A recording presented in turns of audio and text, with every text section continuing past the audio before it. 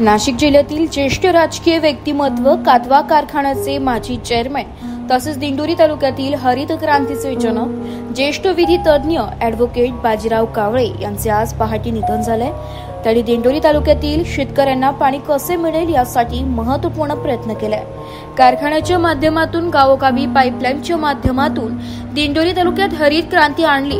खऱ्या अर्थाने उच्च शिक्षित तरुण राजकारणात आल्यानंतर काय बदल करू शकतो याचा मापदंड त्यांनी घालून दिलाय। शरद पवार, इंदिरा गांधी तसेच सुशील कुमार शिंदे यांचे असलेले त्यांच्याशी वैयक्तिक संबंध तालुक्याच्या दृष्टीने नेहमी आदर्शवत ठरले। इसवी सन पूर्व 60व्या शतकात पुण्याच्या महाविद्यालयात BSc LLB असे उच्च विद्याभूषित झालेले ॲडव्होकेट बाजीराव कावळे यांचा कार्यकाळ स्मरणीय ठरला।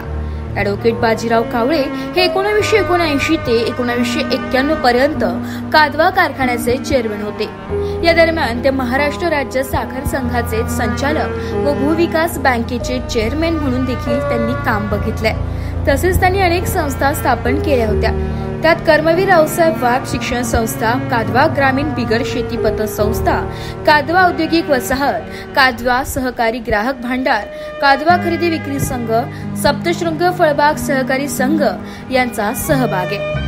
तसेच ते बोपेगाव ग्रामपंचायतीचे सरपंच, दिंडोरी पंचायत समितीचे सभापती आणि जिल्हा परिषद सदस्य म्हणून त्यांनी आदर्शवत काम केले होते। असा दिंडोरी तालुक्यातील ध्रुवतारा आज निखळलाय।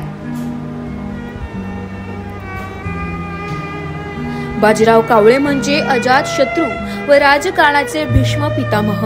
आज त्यांचे निधन झाले असून दिंडोरी तालुका एका चांगल्या मार्गदर्शकाला मुकला असून अशा या मार्गदर्शकास एस मराठी न्यूज नेटवर्क परिवाराच्या वतीने भावपूर्ण श्रद्धांजली।